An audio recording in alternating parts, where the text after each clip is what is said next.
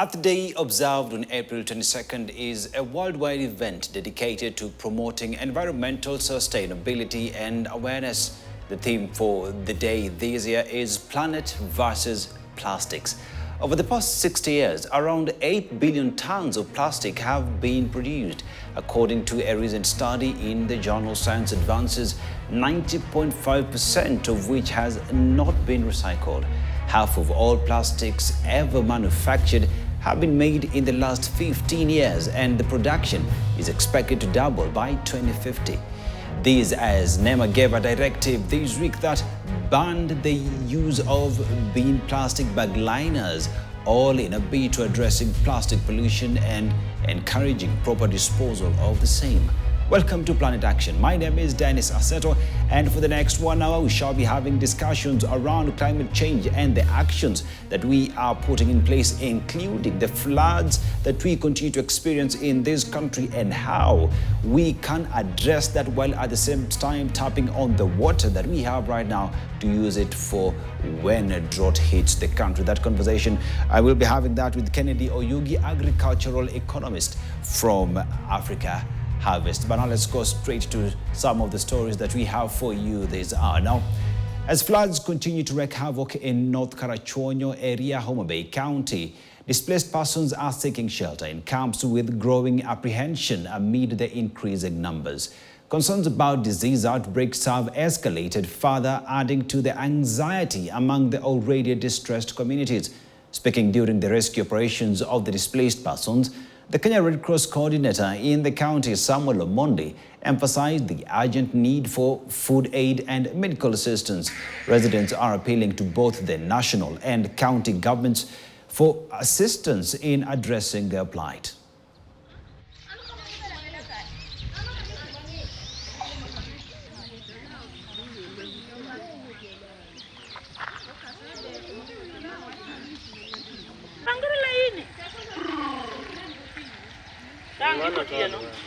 Ilivyo tumekuwa tukifanya assessment tukitumia miradi zote za county, ambapo kwa saa hizi mvua inaendelea kunyesha. Watu wetu kwa sub county ya Rachuonyo North wameathirika sana, hasa upande wa Simbi, Kogembo, Bala, sehemu nyingine ni Osodo na pia Kobuya.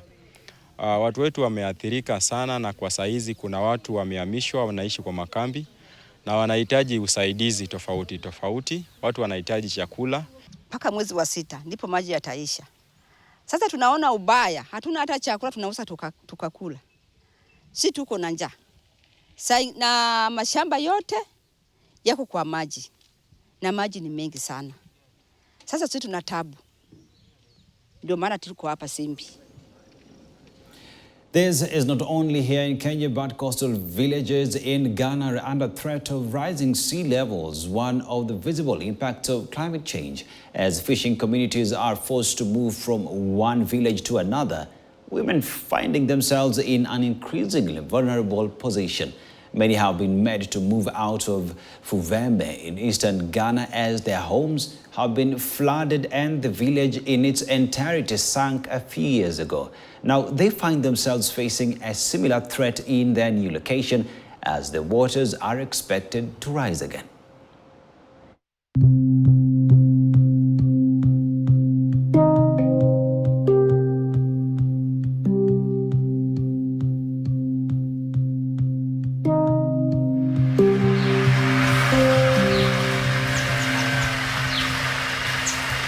Alabana, Chapogona, you are Aurora, Chapogu. A cassia da Seraphia. Matanya Firebro. A cayo, Yapatanya Doroco, you come, you know.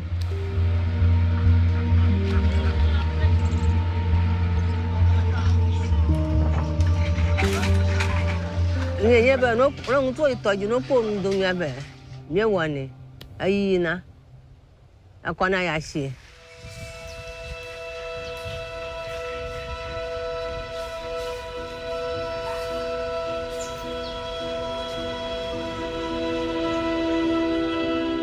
I was born here. I was born at Kumama. My father's too, they were here before he died.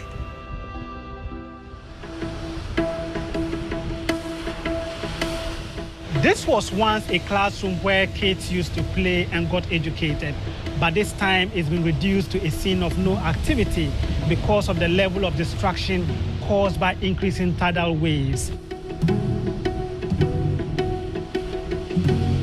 Global warming is causing a significant rise in sea levels, making the erosion worse. The advancing coastline has already swallowed up these homes, and residents here tell me they fear losing everything.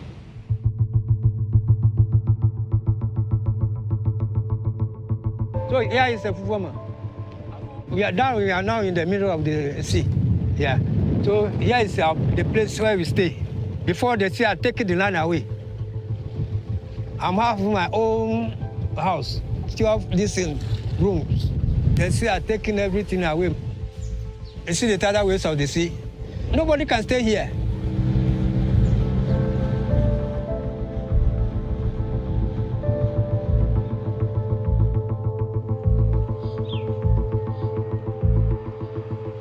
Abano wana ma ano fi danka ka fama ta le kemia no mu ha e ko mi no pom na mi ka o ba grata ka kwe ga da shubu mi no manage me here le agama le ga fi ti ho atugo ma shi ma mi le mati anya gaba.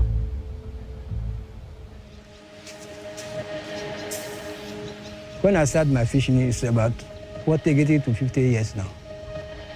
When I stay at home, everything is easy for me. I love him. Ta pura no sunabo. Akafia fio kata nya ni ba mi lagia.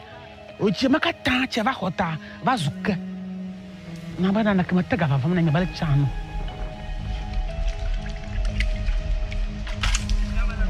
Mi kata cha po mako mi kata mi po no anraluna. Kakai o hembo tatavana na mako abazu pugba ni oje boga poko vea boga puma ba chano.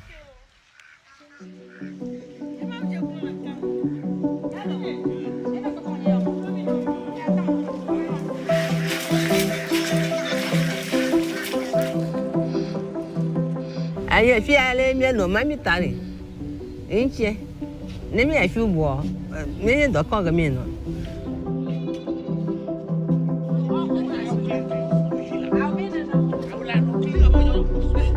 Arpo mon me mila miam blashe ke vo bakpa mu mi na na mi ko yemba na mi va ju mo blara gbalaka na no mi no vi ke hia mi ko ni akpana ramuchi de ovo miam na mara pa o hogba o va fleku blo mo vo to akpara amuchi mata mi ro so.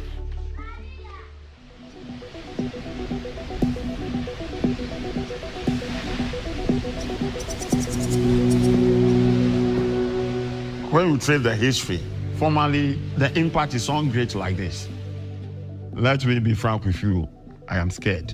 If nothing is done, the whole community will be gone. But what you judge a biome of children, and Nalia Vacola Fia. I cannot fear Gabuo, because you're my mad than Bajicata, actually.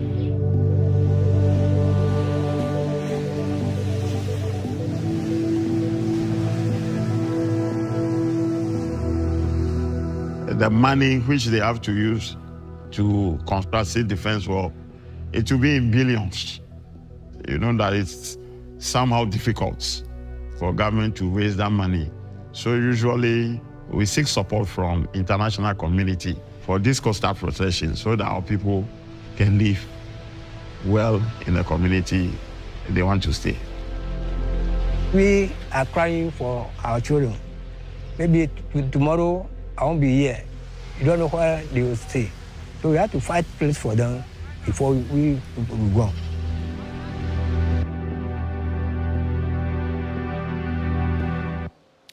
Very well, those are images showing the situation. The climate change catastrophe continues to cause, not only in Kenya, Africa, but across the world. But let me just take you through some stats that we have in Fuveme village. That's the clip that is from just viewing. That is in Ghana, where sea waters are rising and taking over where people have been living.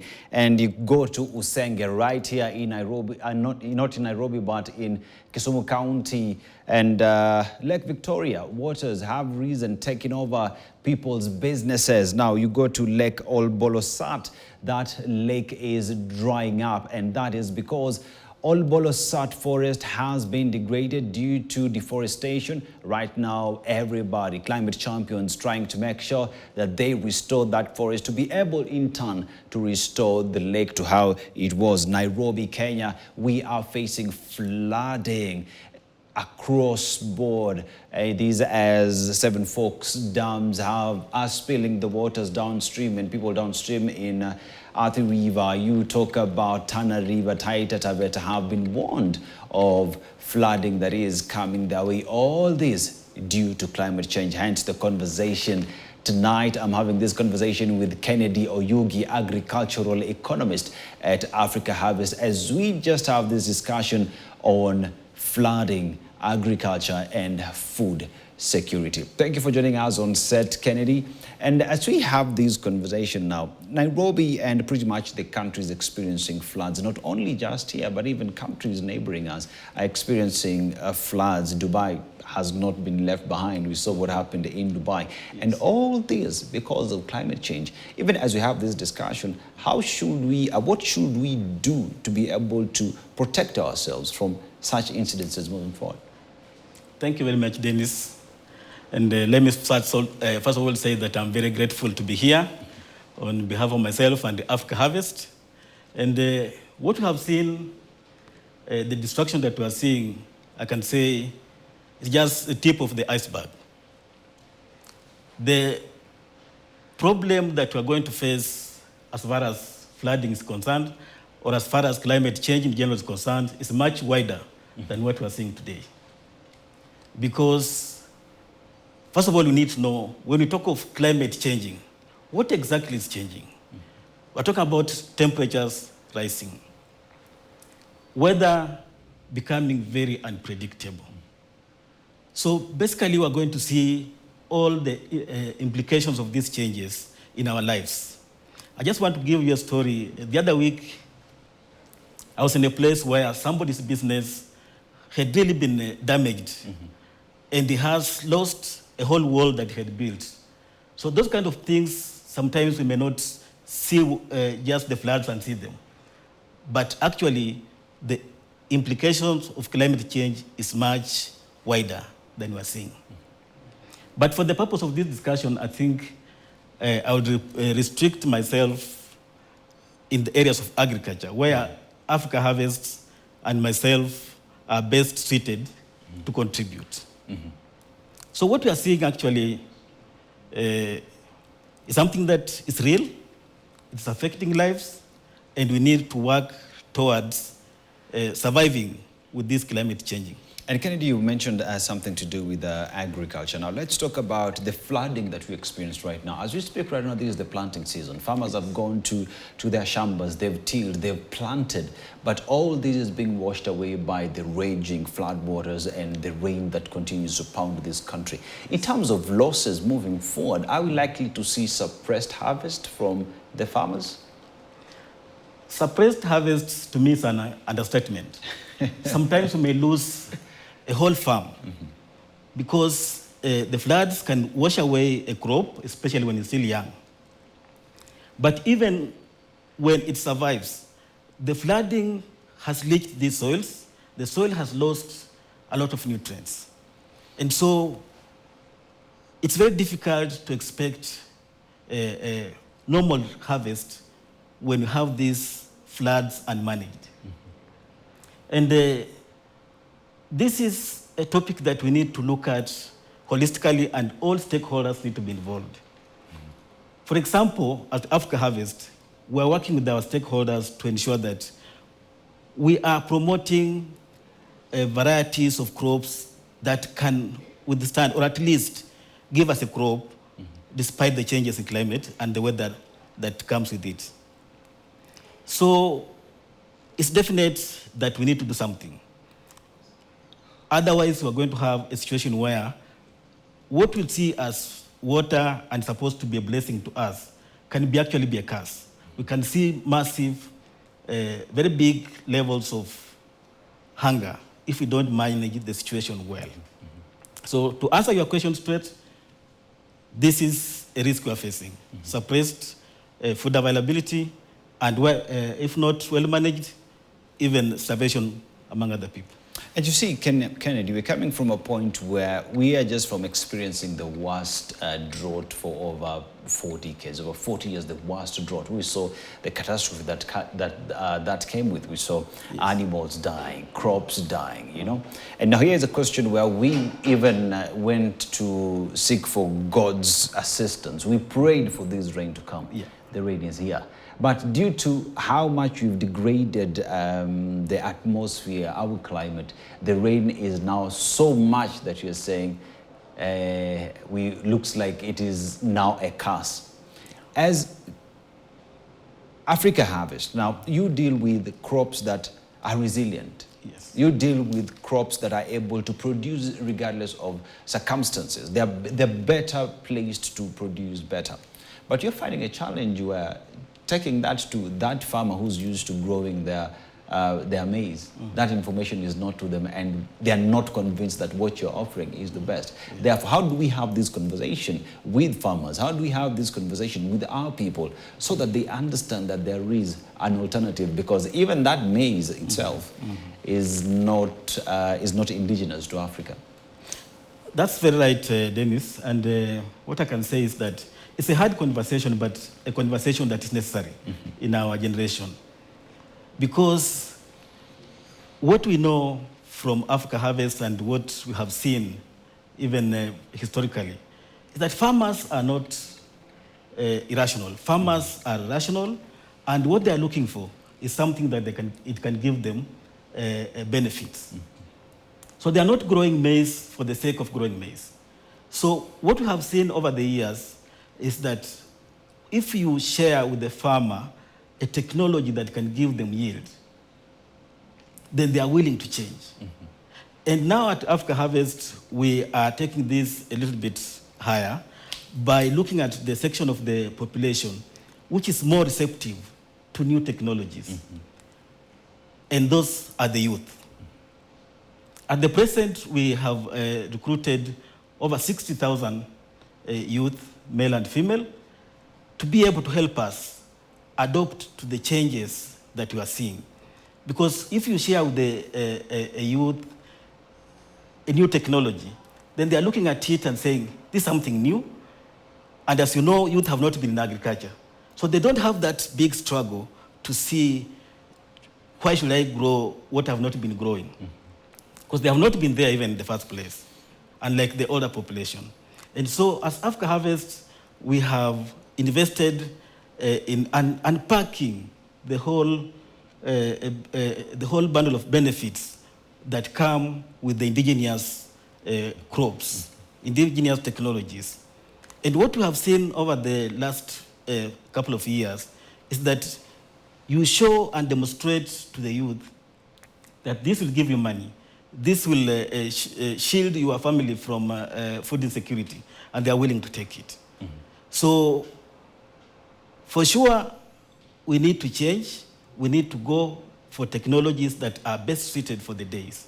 And it's like nature is, to me, I would say nature is complaining. There are some native technologies that we had, indigenous crops that we had, which were abandoned, and which would give us a crop in this kind of situation. So I think that the way we are going is to be able to tell the benefits of the new technologies. And we are seeing very positive reception. Yes, because quite a number of youths do not previously believe that agriculture can pay. We are unbundling that, showing the profits somebody can make from agriculture, and we are seeing very positive results. And you've mentioned about roping in the youth into this entire conversation, and it has been a struggle for a very long time to convince the youth to get into agriculture, because the formula, the format of education for a very long time has been, after you go through education, white collar job, you get into an office and you have it easy. But here's a question where the youth are at the core and they have to be there to be able to push this agenda. And with that, there is need for education, for this information to get to the youth, to desensitize them that agriculture is not dirty, but it's equally a good business for them. So how are the youth taking this new approach on them being welcomed into this agricultural space? Okay, as I've mentioned, the youth are tired of being, of living in a very undignified manner, where they have to beg, others have to participate in some illicit businesses to survive. So when you show a youth that this is a chance for you to earn a good and respectable living out of agriculture, we are seeing positive reception. And I think that's one way we are going to tackle issues that require a change of mind, change of adoption of new technologies.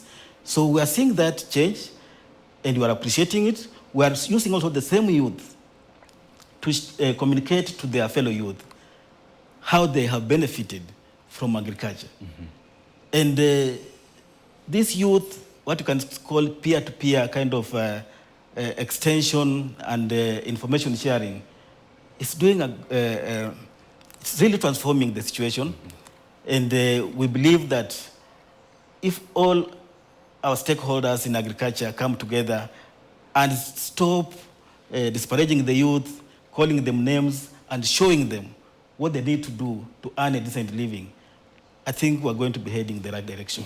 And even as we talk about floods, there are various technologies, even water harvesting technologies, that as Africa Harvest, we want to be looking into seeing how they can be adopted. Because the flooding we are seeing sometimes is because this water was available, accumulated, it was not harvested, it has now piled the pressure and it's now causing destruction. The same water that will have been beneficial, the same water that we prayed for, as you said. And so we need to pray and receive the blessings when they come. But blessings sometimes come, some people say, in disguise. So we need to unpack them and see how this water can now be transformed or help us get the food that we badly require. Yes. And you've talked about technology from two aspects now. There is the technology that is being provided in terms of the crops that we plant, the indigenous crops that we need to put in place, sustainable and resilient crops. And there's the second aspect of technology that is being able to tap on the water that we have, storage facilities, being able to get into irrigation, agriculture. But let us focus on this technology we need to apply, that we need to use, that we need to embrace on the kind of crops that we plant. Maybe take us through some of these technologies and some of the crops that you have seen so far work in the areas that you've planted them. Okay, some of the technologies that we have currently, we have like we have water situations where you can even have other dams to keep the water fast. Then once you have the water, you can use it now to irrigate your crops, and irrigation can happen on literally any crop.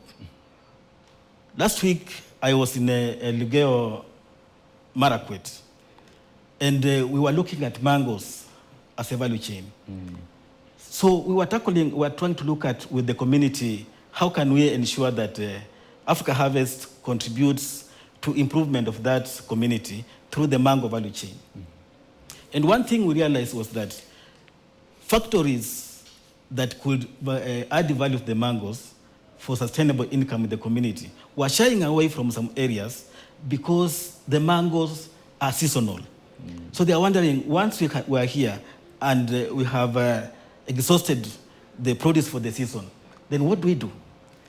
And we are telling these people that these mangoes could be supported to produce continuously through irrigation, because this seasonality is just responding to the availability of moisture. So if the water that's now giving us a hell of time could be tapped and used for irrigation. Many industries that have shied away from some value chains because of their seasonal nature will embrace these value chains because now they can have raw materials that run the factory throughout the year. So irrigation can be in various forms, depending on the crop.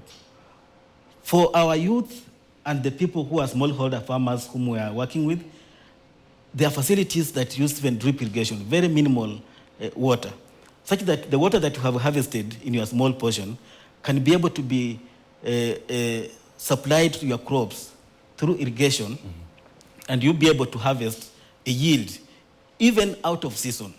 And if you are able to get a yield out of season, it has a lot of advantages. To you as a farmer, it's going to give you income when your neighbors or anybody else who has not done aggregation is not able to access that source of income. And it also helps us as a country to stabilize our food prices, seasonal food price variations. Because sometimes you see that we have to wait for a certain period for us to harvest maize. But if there is a section of the country where they can tap this water and they are able to channel it into maize production through irrigation, because it's water harvested from the rain, so it's not so expensive like what you'll go to the river to pump to your home. So we can be able to use this for a very number of crops. And these seasonal variations of supply and demand, which eat into our pockets as even consumers, will be managed if we can all embrace rainwater harvesting and using it for technology, for irrigation, even in our kitchen gardens, such that not everybody has to rush to the market to buy sukuma wiki. Some of us have made at least some provisions for ourselves and maybe a neighbor. We can be able to use that to even out these food costs. And that's beneficial to everybody. Yeah. Kennedy Oyugi, agricultural economist at Africa Harvest, telling us the kind of technologies that we need to put in place. We can harvest the water that we have through the use of technology. We can grow crops that are resistant to the shocks that we continue to experience in this country, that the youth are an important aspect in this entire conversation, and that all that we need to do is to desensitize them, tell them that you can also do it, that it is upon us to take the bull by its horns and make sure that we fight the calamities that we continue to face. This conversation definitely, Kennedy, must continue. Thank you very much for gracing our studios today. But now let's take a short commercial break. We will be back with much more, especially on how we are cleaning this city.